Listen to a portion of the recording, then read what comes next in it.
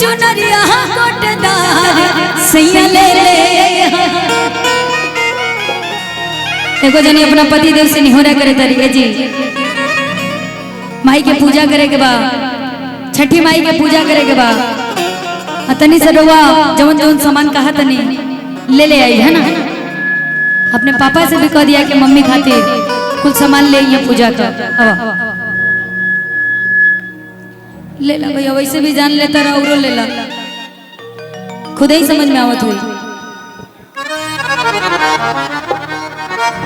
मन भावे मैया के अरे चुनरिया गोटदार सैया ले ले राजा जी ले ले बलम जी ले ले सजनमा ले ले जाता रजवाड़ा बाजार सैया ले ले जाता रजवाड़ा बाजार सैया ले ले। मन भावे मैया के चुनरिया गोटदार सैया ले ले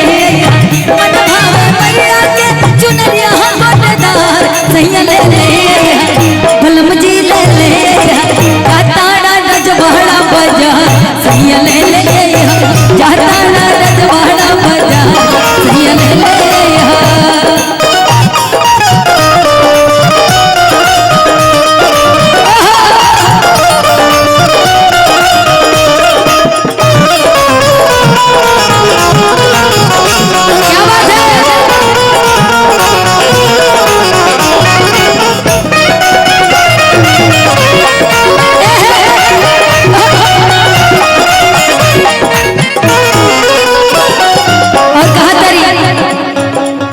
जोड़े जोड़े दिया रे ले यहाँ जोड़े कलसा कहा तरिए जी रुआ जाता नहीं माई के पूजा करे के बाद लिखाव तरिए जोड़े जोड़े दिया रे ले यहाँ जोड़े कलसा माई के पूजन करब मनवे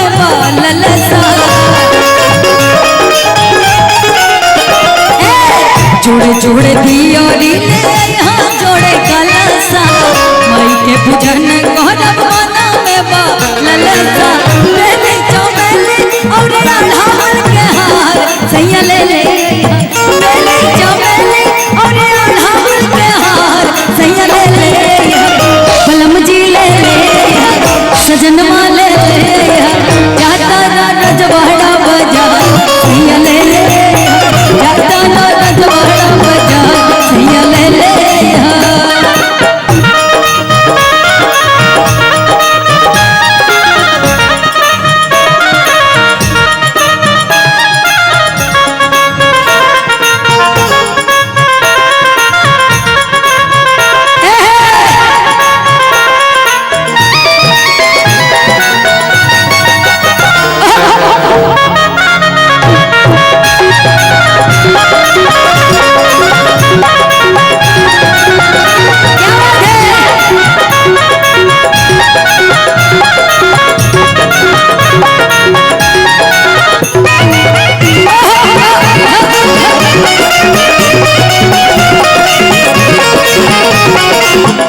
और कहा तरी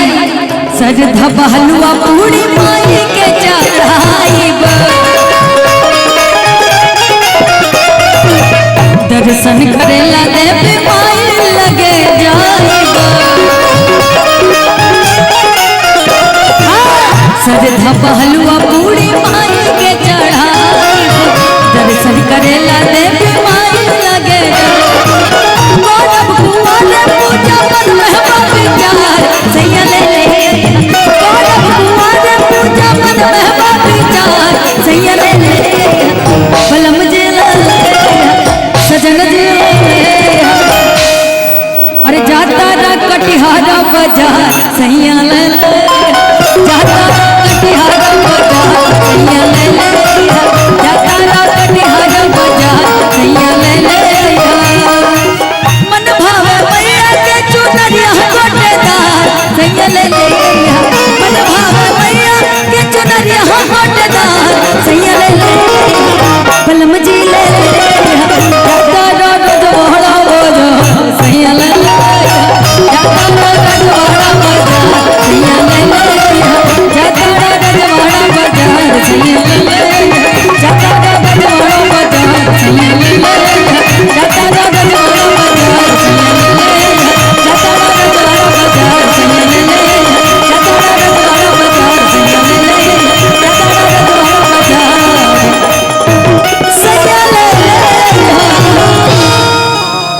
बोली सच्चे दरबार